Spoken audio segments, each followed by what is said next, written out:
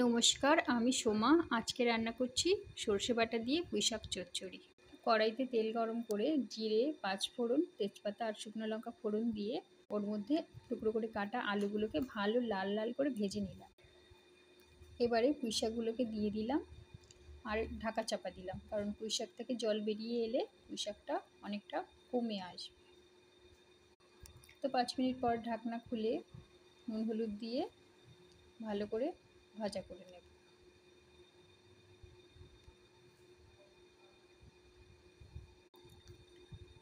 তো ভালো করে ভাজা হয়ে গেলে ওর মধ্যে একটু জল দিয়ে দেব,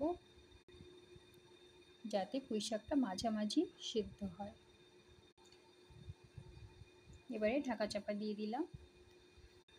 তো 2-3 মিনিট রেখে তারপরে ঢাকা খুলে সর্ষের পেস্ট দিয়ে দিলাম। সর্ষে পেস্ট করার সময় একটু নুন কিন্তু অবশ্যই দিতে হবে।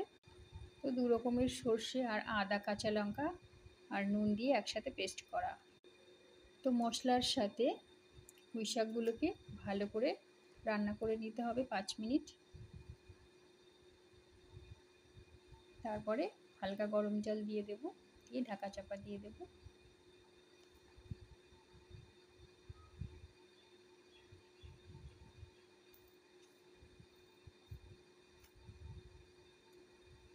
এবারে নুন, হলুদ আর একটু আটার গুঁড়ো ছড়িয়ে দিলাম।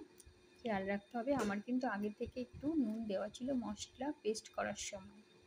এবার 5 মিনিট ফুটিয়ে নামিয়ে নেব।